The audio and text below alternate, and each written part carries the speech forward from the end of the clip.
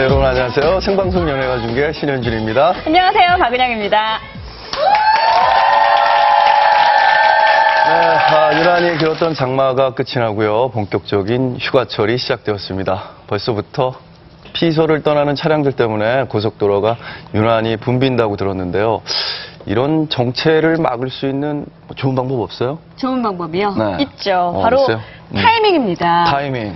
언제 휴가를 잡느냐, 또 같은 날이어도 몇 시에 출발하느냐에 따라서 교통정체를 피할 수 있기 때문에 네. 지금 우리에게 필요한 건 타이밍. 네. 고맙습니다.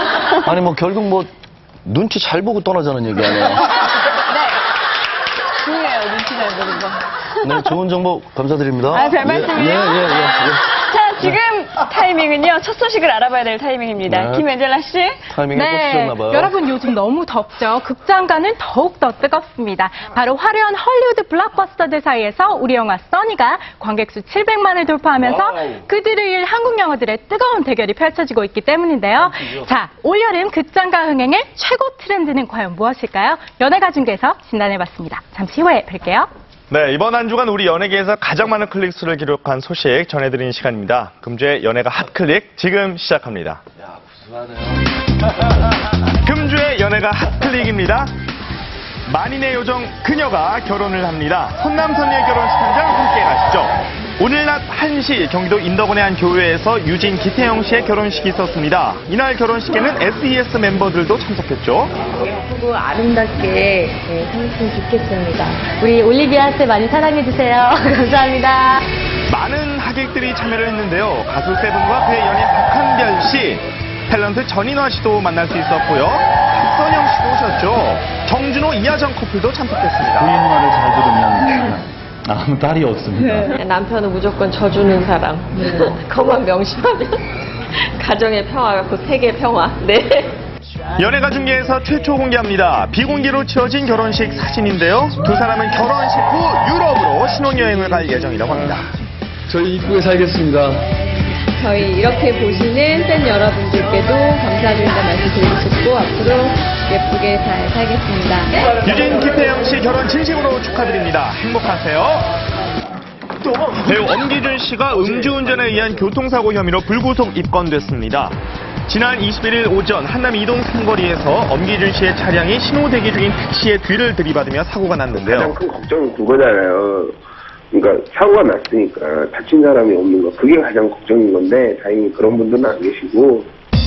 보도에 따르면 사고 당시 엄기준 씨의 혈중 알코올 농도는 면허 취소에 해당하는 0.119%의 수치였는데요. 그러나 경찰 조사에서 엄기준 씨는 술은 전날 밤에 마셨고 정확한 조사를 위해 직접 체열을 요구했다며 음주 혐의를 전면 부인했습니다. 돈이 걸리니까요. 그 걸리기 때문에 그 부분에 이의가 있으면 얼마든지 할 수 있는 겁니다. 음주 부분에 대해서 그렇기 때문에 이제 그 결과를 기다려야죠. 결과를 보고 나서 더 조사를 해야죠. 혈액 성분 결과가 나오는 약 2주 후 정확한 조사 결과가 나올 예정입니다. 또 한 건의 안타까운 교통사고 소식입니다. 지난 18일 오후 11시경 탤런트 박신혜 씨가 탄 차량이 가드레일을 들이받는 사고가 발생했습니다. 차량이 심각하게 파손될 정도의 사고였지만 다행히 큰 부상은 없었다고 하는데요. 좀 놀라서 그래도 좀 안전을 취하는 게 좋을 것 같은데. 네, 아무래도 교통사고니까 혹시 불안해서 응급실은 태워내는 데서 뒷부담은 병원이 나을 것 같아서. 교통사고 다음 날 바로 촬영장에 복귀한 박신혜 씨. 그러나 근육통을 호소하면서 다시 병원에 당분간 안정을 취하기로 했다는데요. 걱정하는 팬들에게 안부글을 남기기도 했죠. 박신혜 씨의 빠른 쾌유를 빕니다. 병역 기피 혐의를 받고 있는 가수 MC몽 씨의 항소심이 열렸습니다. 1심 공판에서 고의성 병역 기피 혐의는 무죄지만 입영 연기 자체는 유죄를 판결받은 MC몽. 이에 징역 6개월에 집행유예 1년, 사회봉사 120시간을 선고받았는데요. 지난 20일 오전 1심 판결을 불복하는 MC몽과 검찰 양측의 항소심이 열렸습니다. MC몽 측은 입영 연기로 인한 형량이 너무 가혹하다라는 주장을 제기했는데요. 입영 연기 이제 대리 신청을 했던 그 사례 판례를 살펴보면 검찰의 그 기소유예 판정을 받았습니다. 이번 경우는 그 실형을 받았고요. 그래서 그 MC몽 측에서는 좀 약간 가혹한 것이 아니냐. 반면 검찰 측은 1심 MC몽의 무죄 판결에 불복을 검찰 표했습니다. 측에서 1심에서 출석했던 치과 의사를 증인으로 다시 채택을 했습니다. 그래서 이 같은 경우는 상당히 이례적인 결정이고, 검찰의 항소로 인해 MC몽은 1심의 무죄 판결에 대해 재심판을 받게 됐는데요. 다시 원점으로 돌아가 더욱 팽팽해진 양측의 대립. 다음 달 17일 2심 공판에서 이어집니다. 빅뱅 대성의 교통사고 합의 소식입니다. 지난 20일 대성의 소속사는 피해자 유족과 원만한 합의를 이뤘다고 밝혔습니다. 측에서 먼저 유족 측의 대화를 요구했고요. 그래서 그 과정에서 이야기를 잘 나누면서 갈등을 좀 풀게 됐어요. 아무래도 이제 갈등이 풀리다 보니까 좀 이야기가 빨리 진전됐고 합의도 원만하게 이루어지게 됐죠. 그러나 합의가 이뤄지기 전까지 피해자 유족 측은 소속사에서 제시한 합의 금액과 처우에 분노의 심경을 밝히기도 했었죠. 그 정확한 금액에 대해서는 이야기를 하지 않고 있는데요. 아무래도 유족 측은 이제 대성 씨의 좀 활동과 이런 거를 많이 고려를 했고요. 이제 YG 측도 이제 유족 측의 이제 생활이나 이런 거를 여러 가지를 고려를 해서 합의가 이뤄짐에 따라 검찰 조사 결과에 어떤 변화가 생길지 귀추가 주목되는데요. 대성이 받게 될 처벌의 수위나 자세한 판결은 현재 진행 중에 있습니다. 아이돌 그룹 비스트의 신곡이 청소년 유해 판정을 받아 논란입니다. 지난 14일 여성가족부 산하의 청소년보호위원회에서는 가사 안에 술이라는 단어가 들어가 청소년으로 하여금 음주를 조장한다는 이유로 유해 판정을 내렸습니다. 청소년 유해 매체 판정을 받은 노래는 19세 미만의 음반을 판매할 수 없으며 밤 10시 이전에는 방송에 나올 수도 없게 됩니다. 이에 음반 심의 기준에 대한 거센 논란이 일고 있는데요. 위로받고 위안받는 그런 차원에서 대중가요를 듣는 거거든요. 그래서 대중가요는 조금 일탈되는 그러한 미학이 있어요. 일탈의 미학이.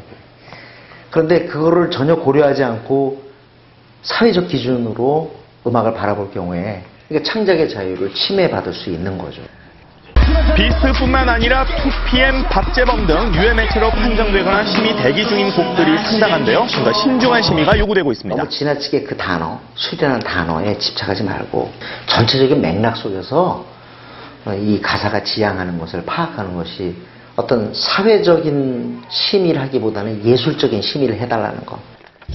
예, 희망적인 움직임이 일고 있습니다. 작년 10월 서태지의 FM 비즈니스라는 곡이 유해 판정을 받게 됨에 따라 여성가족부 대상 국정질의 시간을 가졌는데요. 시 같아요. 표현의 자유를 이렇게 침해하면 우리 문화 예술이 활발하게 꽃을 피울 수가 없습니다. 앞으로는 재심의 제도라는 새로운 대안이 세워질 예정입니다. 재심의 제도가 이제 2012년부터 시행이 된다고. 예, 맞습니다. 그럼 6월 29일 날 국회 통과했습니다. 보다 열린 시각에 개선된 심의 제도를 기대해봅니다. 지금까지 연예가 핫클릭이었습니다.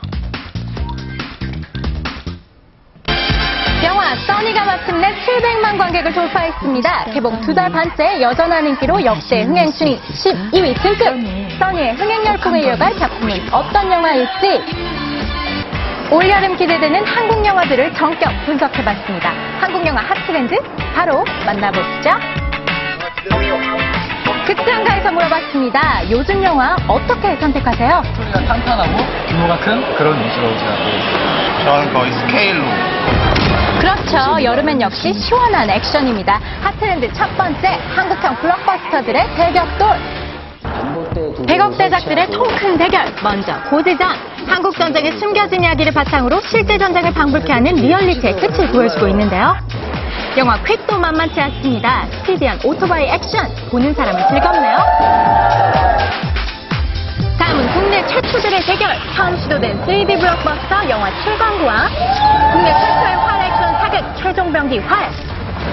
그동안 볼 수 없었던 우리 영화의 새로운 기술력과 독창적인 스토리가 기대되고 있습니다. 한국형 블록버스터 영화가 처음 시도는 대부분 그러니까 물량이라던가 어떤 형태를 고스란히 좀 헐리우드 스타일로 따라가는 부분이 있었는데요.